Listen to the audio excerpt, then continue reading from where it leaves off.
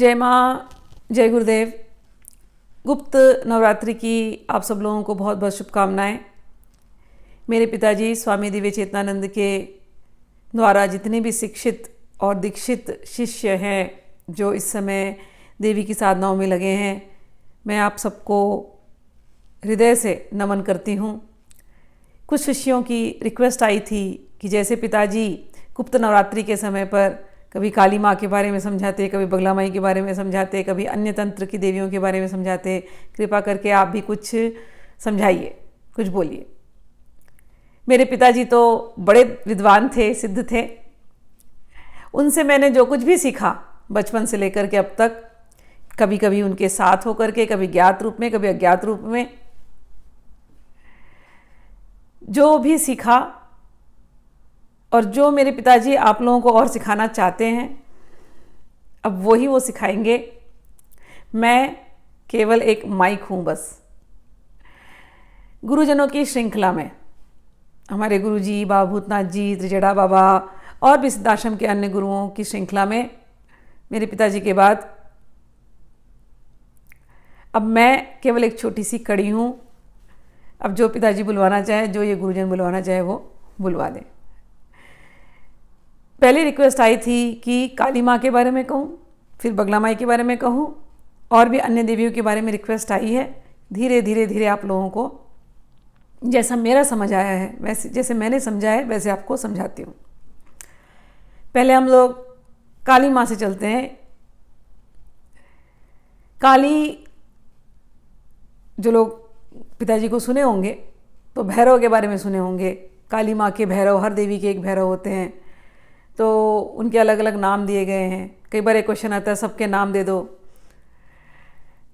नाम लेकर के क्या करेंगे? उस नाम के भावों को समझना बहुत ज़रूरी है। काली माँ के जो भैरव हैं वो हैं शिव। शिव ही भैरव है, ठीक है। तो उनको कहते हैं दक्षिणामूर्ति भैरव। दक्षिणामूर्ति भैरव इनकी आराधना करते हैं। शिव जी जब काली माँ की आराधना करते हैं भैरव रूप में, तो उनको कहा जाता है दक्षिणामूर्ति भैरव। काली माँ वामा शक्ति हैं। शिव जी दक्षिण है, पुरुष को दक्षिण कहते हैं और स्त्री को वामा कहते हैं, क्योंकि स्त्री जो है वो शक्ति है। काली माँ आद्या शक्ति है। हमारे शरीर में हमारे शक्ति का सेंटर कहाँ है? आप तो कहेंगे सब जगह शक्ति, लेकिन ये शक्ति कहाँ सेंटर है? अगर मैं हाथ हिला रही हूँ, मैं बोल रही हूँ, मैं देख रही हूँ, मैं कुछ भी सोच रही हूँ, ये सबको शक्ति मिल रही है, कहीं ना कहीं से शक्ति मिल रही है। वो शक्ति कहाँ है? Where is it? अगर आंख भी निकल गई तो भी मैं कुछ ना कुछ देख सकती हूँ कि नहीं, मन की आंखों से, या समझ सकती हूँ। कान निकल गए फिर भी मैं जिंदा रहूंगी। अगर मेरे हाथ कट गए तो भी मैं जिंदा रहूंगी। अगर मेरे पैर कट गए तो भी मैं जिंदा रहूंगी। कैसे जिंदा रहती हूँ?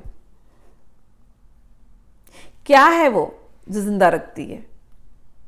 वो है प्राण शक्ति, है ना।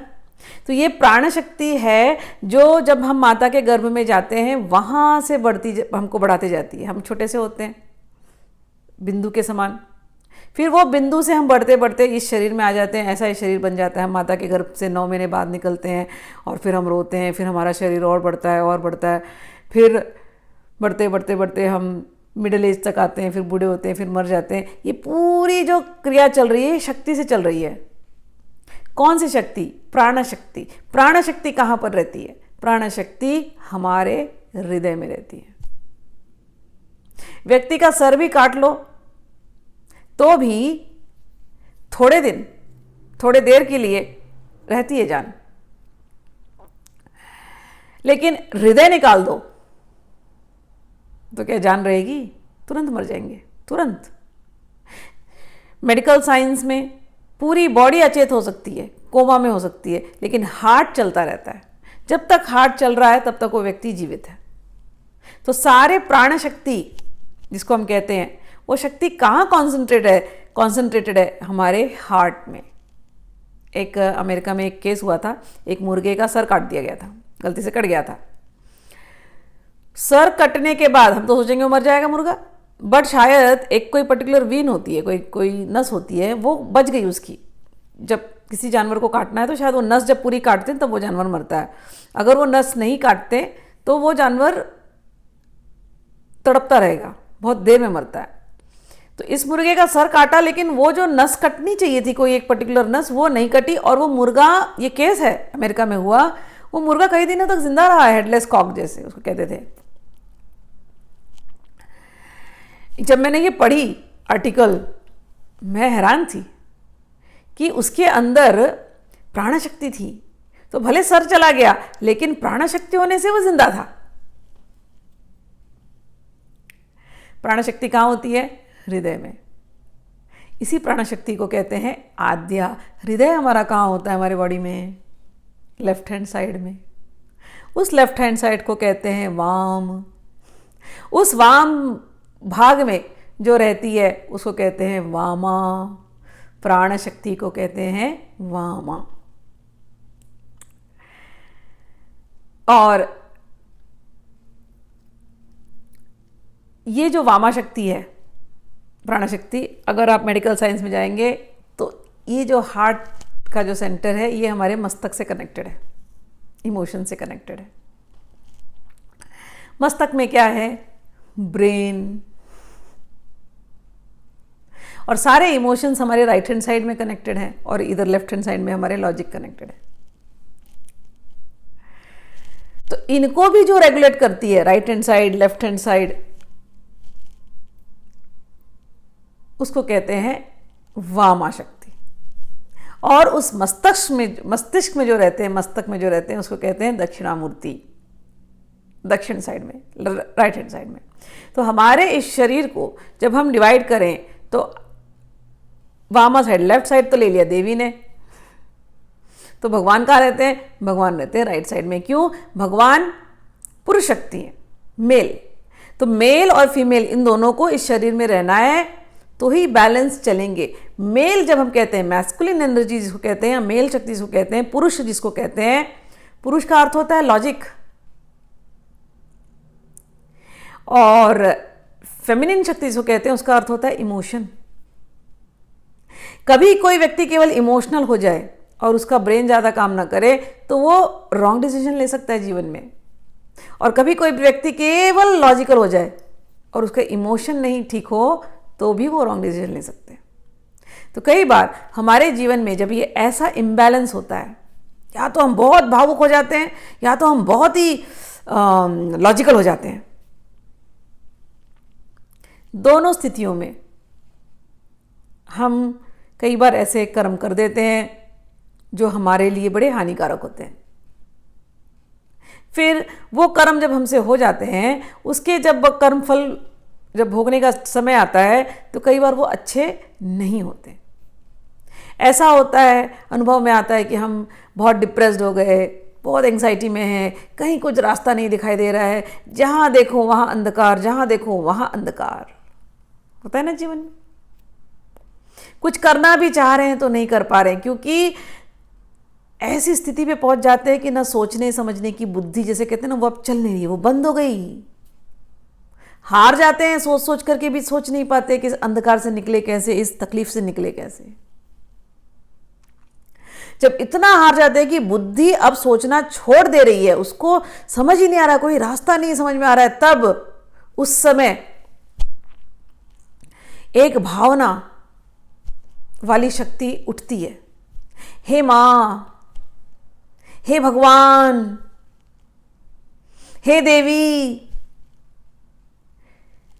कोई ऐसी शक्ति हो जो मुझे इस दर्दनाक सिचुएशन से बाहर निकाले। कोई है ऐसी?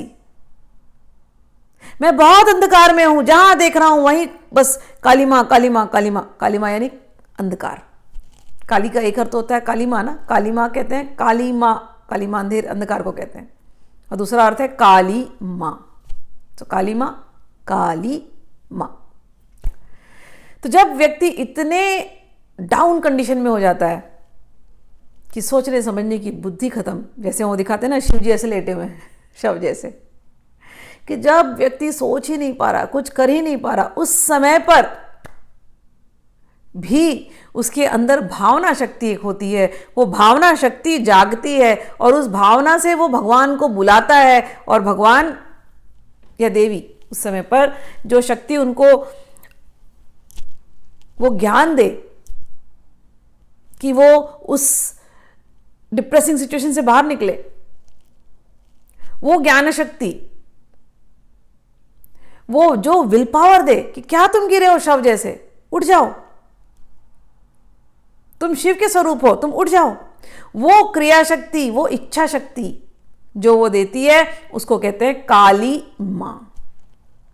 तो जिंदगी में काली मां छाई, अंधकार छाया, लेकिन हमने प्रार्थना की और हमने भगवान को बुलाया, उस शक्ति को का आह्वान किया, और वो शक्ति जो खड़ी होकर के हमारे जीवन में आती है और जो हमको इन दुखमय कंडीशन से जो उबारती है, दरिद्रता से जो उबारती है, भय से जो उबारती है, शोक से जो निकालती है बाहर, उस शक्ति को कहते हैं काली मां। तो ये एक डेफिनेशन हुआ काली मां का। दूसरा, मैंने आपको कहा कि जब बहुत अंधकार छाता है तो काली नजर आती हैं। जीवन से अंधकार को दूर करने का अगर कोई रास्ता है तो वह है काली मां।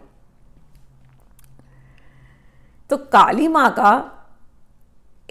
का जो रंग है उसको क्या कहते हैं? कृष्ण वर्णा। काली कृष्ण वर्णा है। जब भगवान श्री कृष्ण का जन्म होता है उसी दिन, उसी समय पर काली का भी जन्म होता है।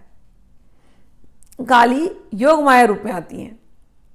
तो ये तो हम लोग भागवत में पढ़ते ही हैं, काली योग माया रूप में आई।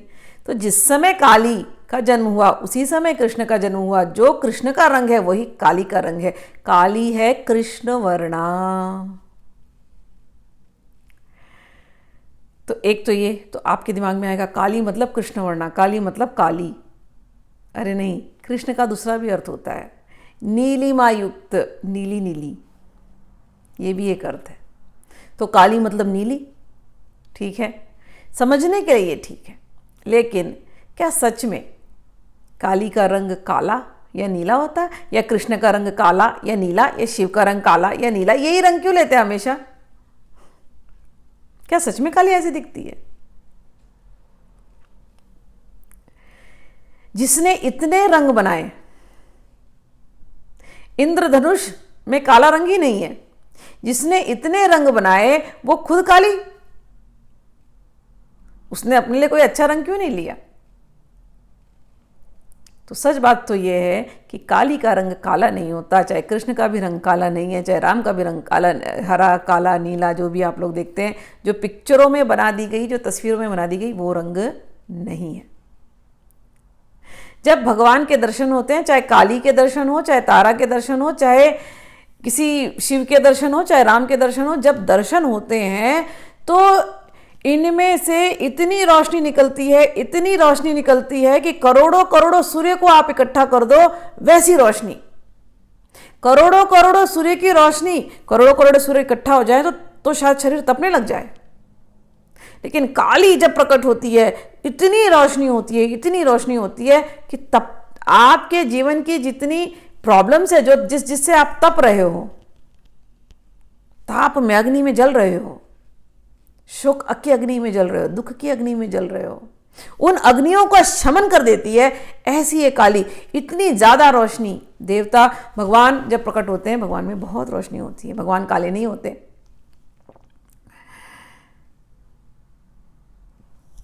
तो इनका कोई रंग नहीं है, इनमें मतलब सारे रंग इनके अंदर समाये हैं। और जिनके अंदर सारे रंग समाये हैं तो कोई एक रंग बोला नहीं जाता। तो कहते हैं भैया काले रंग के अंदर सारे रंग डाल दो फिर भी उसका रंग बदलता नहीं है, इसलिए ये काली है। एक अर्थ ये है। एक और अर्थ लेते हैं, आज के लिए छोटा सा इतना ही अंडरस्टैंड करने की कोशिश करते हैं, क्योंकि काली माँ के ऊपर बोलने जा रहे हैं तो बहुत है, एक कृष्ण वर्ण पे ही इतना कुछ है, कह सकते हैं हम लोग। ध्यान करने की बातें ये सब। जब हम बहुत परेशान होते हैं तो हम आंख बंद करते हैं ना, या हम बहुत खुश होते हैं तो भी आंख बंद करते हैं, या हम कुछ सोचते हैं तो कई बार आंख बंद करके सोचते हैं। आंख बंद करना एक नेचुरल प्रोसेस है ना। कभी हम बहुत थक गए तो सो जाते हैं, आंख बंद कर लेते हैं। हर हाल में ये आंख बंद करने की जो प्रक्रिया है, चाहे दुख में आंख बंद कर रहे हैं, चाहे रोने के बाद थक करके आंख बंद कर रहे हैं, चाहे बड़े खुशी में आकर के आंख बंद कर रहे हैं, चाहे कुछ सोच रहे हैं तो आंख बंद कर रहे हैं, चाहे जब आप सो रहे हैं तो आंख बंद कर रहे हैं, ये इतने जो भावनाएं आप अनुभव करते हैं, आंख बंद करके ये भावनाएं भेज कौन रहा है आपके अंदर? क्या है उस प्रक्रिया में? जब हम डरते हैं, जब बहुत तकलीफ में होते हैं तो भगवान को बुलाते हैं ना, मैंने कहा ना, बुलाते हैं। तो पहले जो तरीका होता है प्रेयर का, आंख बंद करते हुए, हे देवी माँ, हे देवी माँ प्रकट हो जाओ, हे देवी माँ आ जाओ, हे देवी माँ मेरी ये इच्छा है आप पूरी कर दो, कहते ना। तो आंख बंद करते हैं तो क्या दिखाई देता है? वो जो अज्ञात है, जो आंख बंद करते दिखाई दे रही है या दे रहा है, इस समय हम काली माँ की बात कर रहे हैं, तो वो जो अज्ञात है, जो दिखाई दे रही है, लेकिन हमें भरोसा है कि वो है, सामने नहीं दिख रही है, लेकिन हम आंख बंद करते तो हमें फील होता है कि हाँ दिखाई दे रही है। फिर भी उसका कोई रूप नहीं दिख रहा है, लेकिन है, हमारे यहां है। और हमने आंख बंद कर लिया तो उसने हमारी प्रार्थना सुन ली। और आंख बंद करके वो जो काली काली काली माँ दिखाई दे रही है, जिस पर हमको विश्वास हो रहा है, ये जो काली माँ दिखाई दे रही है, जो अंधकार हमें दिखाई दे रहा है, जो काला काला वर्ण दिखाई दे रहा है, इसका आकार अभी नहीं दिखाई दे रहा है, लेकिन ये काली काली दिखाई दे रही है, ये जो है अंधकार, ये जो काला काला दिखाई दे रहा है, जिस पर मुझे भरोसा है, ये जो काला काला दिखाई दे रहा है, जो मेरी इच्छाओं को पूरी कर देंगे, ये जो काला काला दिखाई दे रहा है, यही वो आद्या शक्ति है और यही वो काली माँ है। तो आज काली के केवल इतनी सी अंडरस्टैंडिंग और इसी भाव को मेडिटेट करते हुए, इसी भाव पर हम अपने आप को आज रोकते हैं। बाकी काली की जो व्याख्या है अगली वीडियो में करेंगे। जय माँ काली, जय गुरुदेव।